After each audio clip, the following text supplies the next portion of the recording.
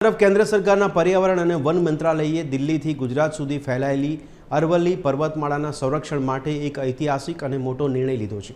ગેરકાયદેસર ખનન અટકાવવા માટે હવેથી સમગ્ર અરવલ્લી ક્ષેત્રમાં નવી માઇનિંગ લીઝ આપવા પર સંપૂર્ણ પ્રતિબંધ મૂકવામાં આવ્યો છે।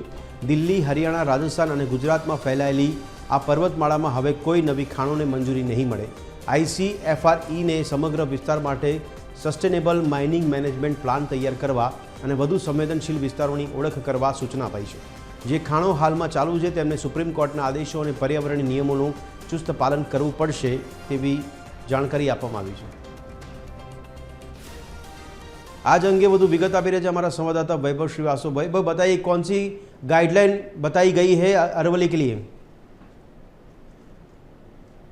जी वैभव। हाल जो है केंद्र सरकार ने अरावली पहाड़ियों के संरक्षण को लेकर एक अहम फैसला दिया है, जिसमें पर्यावरण, वन और जलवायु मंत्रालय के तरफ से अरावली से जुड़ी राज्यों को स्पष्ट निर्देश जारी किया गया है कि अरावली के क्षेत्र में अब किसी भी प्रकार की कोई खनन या लीज नहीं दी जाएगी। और लगातार अगर देखा जाए तो पिछले कुछ सालों से जिस तरह से लगातार खनन हो रहे थे, तो ऐसे स्थिति में काफी महत्वपूर्ण ये फैसला भी देखा जा रहा है।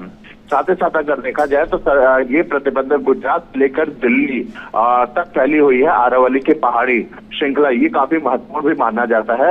और वहीं अगर सरकार की बात किया जाए तो सरकार का साफ तौर पे कहना है कि इस कदम का मुख्य उद्देश्य अरावली को लंबे समय तक जारी अवैध और जो खनन है उस पर हर तरह की रोक लगाने की बात की गई है।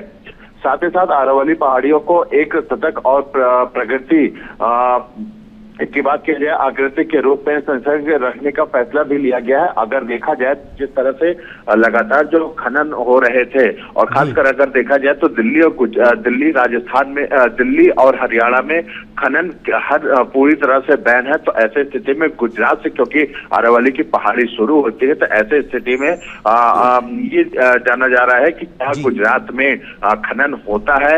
लेकिन जो रिपोर्ट के अनुसार अगर बात किया जाए तो 700 ऐसे पिटीशन जो है वो कांग्रेस के समय पे फाइल की गई थी, जिससे माफ किया 700 पिटीशन फाइल की गई थी, जिसमें 600 जो है पिटीशन जो कांग्रेस के समय पे ही की गई थी। उसको लेके जिस तरह से ये मामला निकल के सामने आया है और सरकार का जो रुख देखने को मिला है, तो कहीं न कहीं जिस तरह से राजस्थान में सबसे ज्यादा खनन देखने को मिलता है, तो ऐसी स्थिति में खनन को हर तरह से रोकने की बात की जा रही है। अगर देखा जाए तो अरावली की पहाड़ी लगभग 200 करोड़ साल पुरानी है, तो ऐसे स्थिति में काफी महत्वपूर्ण भी माना जा रहा है।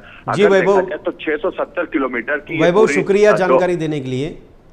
तो दर्शक मित्रों, અત્યારે હવે સરકાર દ્વારા કોઈ નવી માઇનિંગની લીઝ આપવામાં નહીં આવે।